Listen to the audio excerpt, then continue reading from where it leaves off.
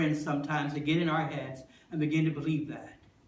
And Jesus says in Lent, and the Psalm says, return to the Lord with all your heart. Return to who you are called to be. Return to who you are. And yes, there will be some moments that returning and changing will create some fear in you.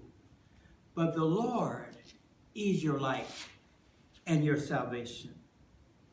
In the letter to Philippians, he talks really about these people who are enemies of the cross. And we have sometimes defined anyone who doesn't agree with us is an enemy of the cross.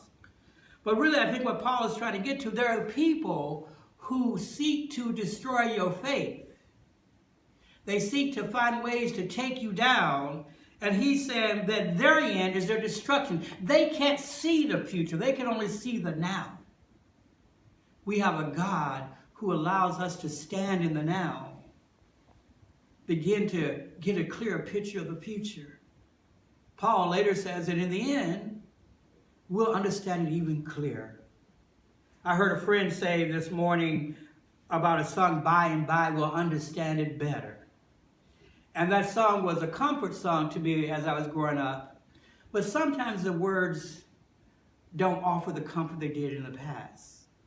Because I'm not, again, waiting to die. I'm not waiting for life to get better in another place.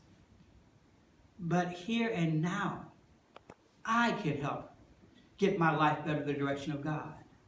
I'm the one that can allow my life not to be determined by my stomach, my appetites. And when I mean appetites, I mean spiritual appetites, things that seem to drive you out of your mind. Sometimes others just sort of get you discomforted.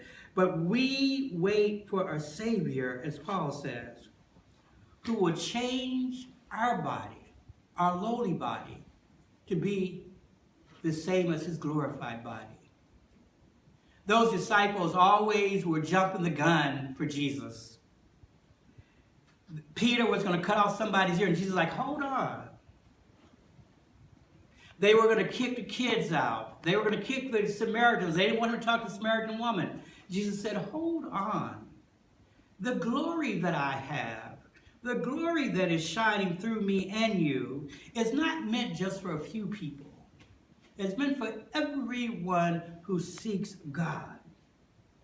Paul says their minds were occupied with earthly things, but our citizenship is in heaven. It does not take away the fact that there is a goal and a place that we hope to be someday with God and our loved ones. But we have something to do here and now. Now you have to figure out what that is. I don't have the answer for you. You know. You may already be doing what it is that you want in life, and you may not. And yes, transitions in life when relationships and jobs and health and all those things make us much more keenly aware that our bodies are limited, that age catches up, but does life comes to an end because of those things. When I've seen people that are in their 90s and you're like, why they have so much joy and energy, and they're always like boom, boom, boom, boom.